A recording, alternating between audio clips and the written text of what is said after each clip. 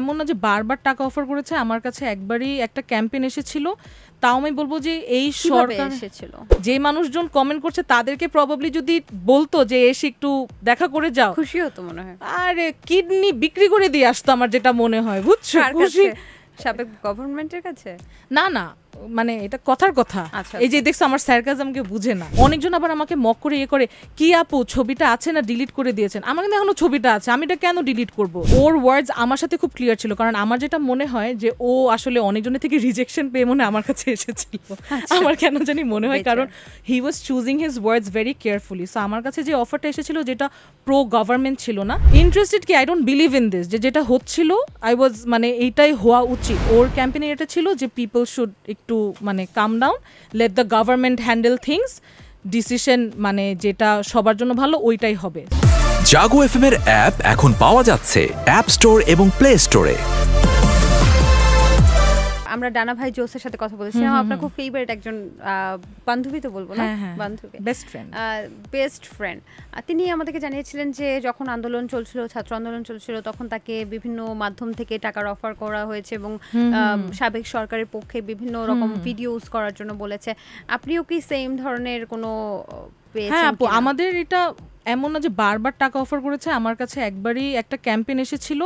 তাও আমি বলবো যে এই সরকার এসেছিল, এটা একটা এজেন্সি থেকে টেক্সট এসেছিল, এটা মানে আমার চেনা এজেন্সি না, তো আমি ছেলেটার নামটা ঠিক মনে নাই, ফারহান এরকম টাইপ একটা নাম, কোন মানে এজেন্সির সাথে আগে কাজ করি নাই, ও সিম্পলি ফোন করে বলেছে। আর ওর ওয়ার্ডস আমার সাথে খুব ক্লিয়ার ছিল, কারণ আমার যেটা মনে হয় যে ও আসলে অনেকজনের থেকে রিজেকশন পেয়ে মনে আমার কাছে এসেছিল। আমার কেন জানি মনে হয়, কারণ he was choosing his words very carefully. So আমার কাছে যে অফারটা এসেছিল যেটা প্রো গভর্নমেন্ট ছিল না, এটা ছিল যে বেসিক্যালি আপু যে আমাদের এখন একটু we should take a step back, একটু মাথা ঠান্ডা করে আমাদের মানে বেসিক্যালি যে রাস্তায় যে অ্যাক্টিভলি অ্যাকশন নিচ্ছে, এটা আমাদের সরকার মানে তখন ওই যে কোর্টার যে ডিসিশনটা এটা মনে হয় পেন্ডিং ছিল বা কিছু একটা ওইখানে, ওর কাছে মানে ওর ক্যাম্পেইনে এটা ছিল যে পিপল শুড একটু মানে calm down, let the government handle things, decision মানে যেটা সবার জন্য ভালো ওইটাই হবে। সো ভিডিও বানানো ও আমাকে হ্যাঁ এরকম একটা ইয়ে দিয়েছিল। তারপর আমি বলছি যে ভাইয়া এত ভদ্রভাবে ফার্স্টলি আমি এগুলো বুঝাই আমি বলতে পারবো না, আর এই জিনিসটাতে আমি মানে এই জিনিসটাতে আই এম নট মানে ইন্টারেস্টেড কি I don't believe in this, যে যেটা হচ্ছিল আই ওয়াজ মানে এইটাই হওয়া উচিত। তো আমি আমার পার্সোনাল আর টাকাও এমন না যে খুব বেশি দিচ্ছে যে আমি কোন why would I sell up. টাকা অফার করেছিল আই থিংক 80 এর মতন, 80,000।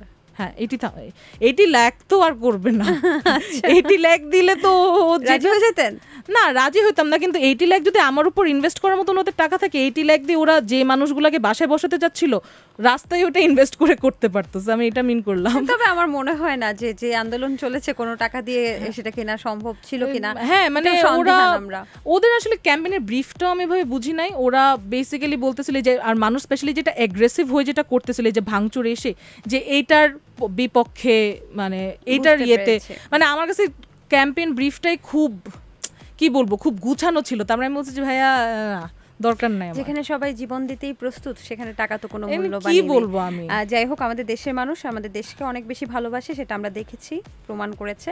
আচ্ছা, যেটা বলছিলাম যে আপনি হয়তোবা একটা ইনভাইটেশন পেয়েছিলেন সম্ভবত সাবেক প্রধানমন্ত্রীর ওখানে, তো ওইটার জন্য কি এখনো মকিং এর শিকার হন কিনা?